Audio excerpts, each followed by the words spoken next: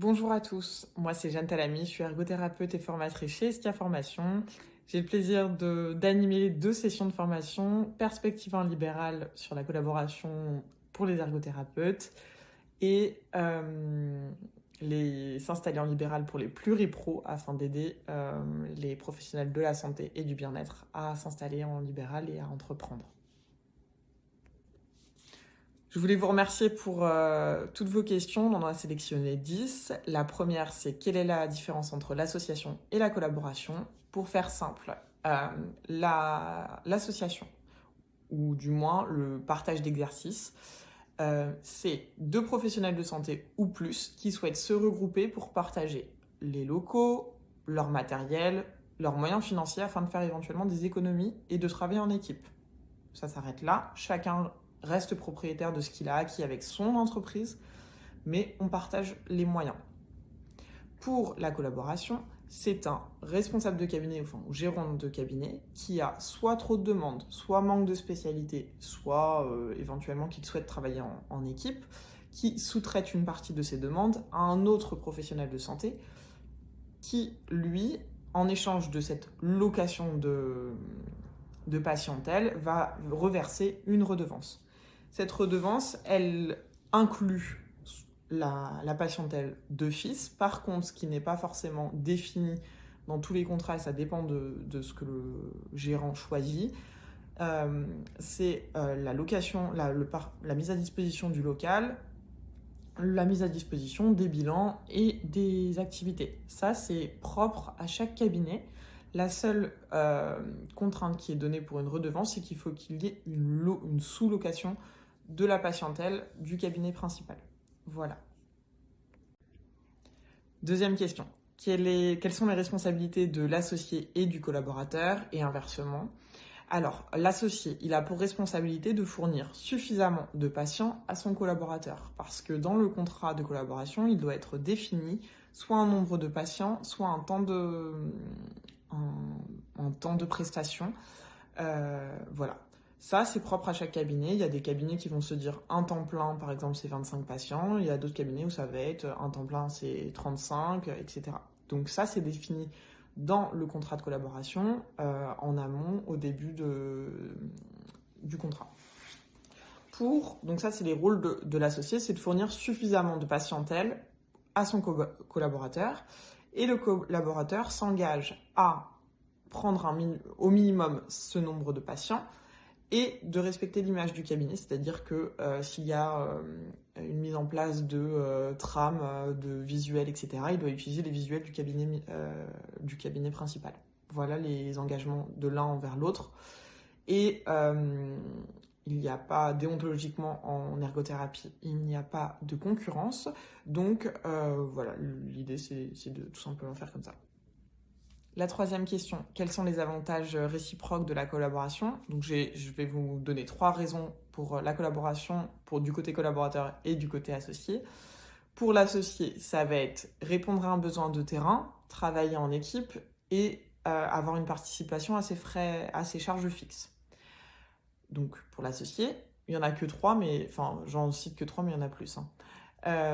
Et pour la collaboration, ce serait avoir une patientèle plutôt fixe, avoir des charges dépendantes de son travail. Donc quand on est en vacances, on ne paye pas de charges, alors que l'associé en paye, par exemple. Et de travailler en équipe ou d'être accompagné, formé quand on débute en libéral. Quatrième question, quels sont les points de vigilance quand on fait un contrat de collaboration? Le point de vigilance, ça va être les termes du contrat, clairement. Il faut que ces contrats soient vraiment bien bouclés. Je vous conseille de passer par un juriste, un avocat ou par les institutions. Il y a le Synfel, il y a également les comptables qui peuvent vous aider à mettre en place les contrats de collaboration. Il est important que le pourcentage de redevance y soit bien noté, qu'il y ait aussi noté le nombre de patients fixes, quel est le rôle de chaque partie et les modalités de sortie en cas de rupture de contrat ou d'évolution de ce contrat. Du coup, pour la cinquième question, c'est les points de vigilance quand on est associé. Donc, l'important quand on est associé, c'est vraiment de faire une liste de ce qui est la propriété de chacun des associés et de ce qui est partagé.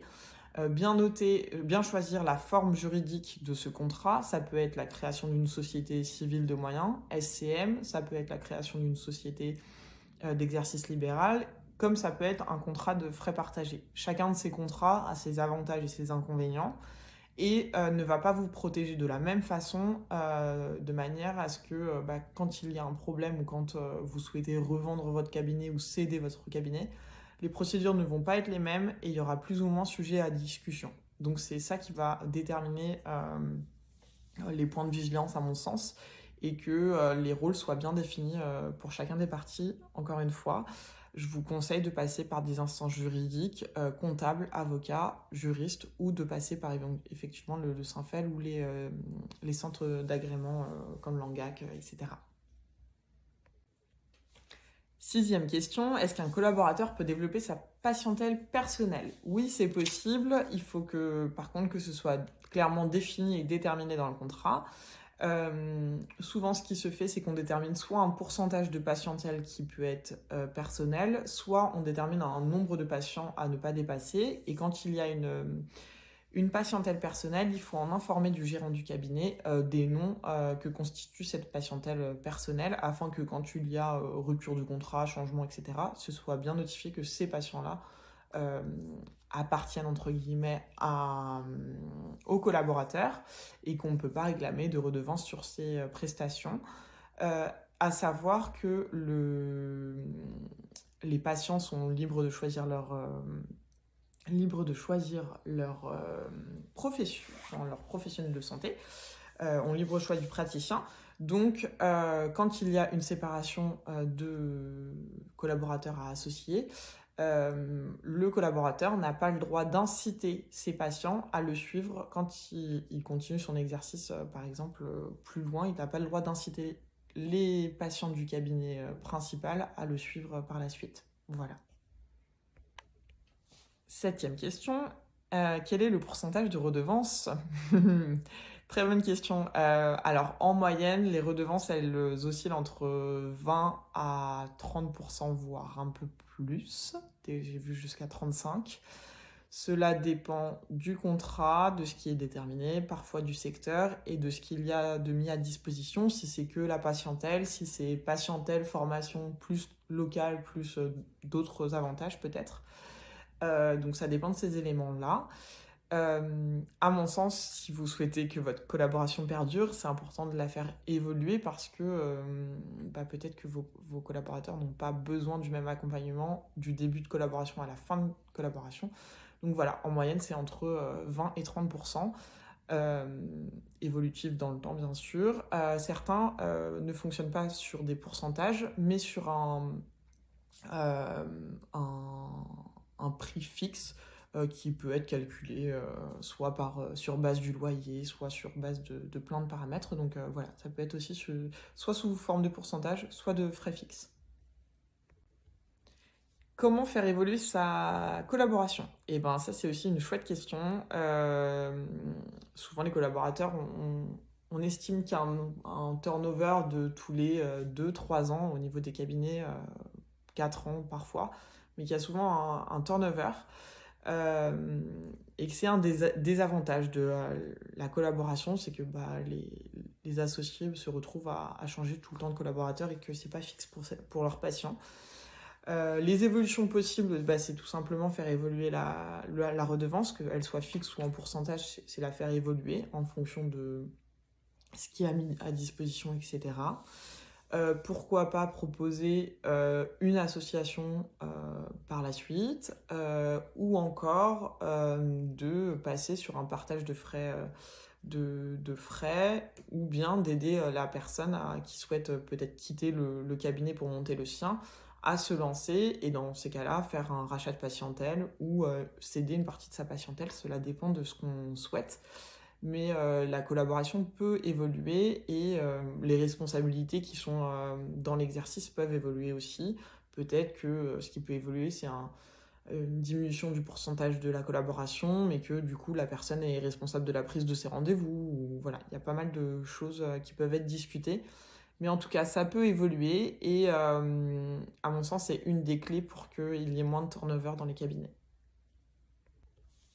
Nouvelle question, les assurances obligatoires en exercice. Il est obligatoire d'avoir une responsabilité civile professionnelle et quand on a un local, d'avoir une assurance de local médicale. Voilà, c'est les seules obligations que l'on a en termes d'assurance. Il n'y a pas d'assurance particulière dans la collaboration ou l'association.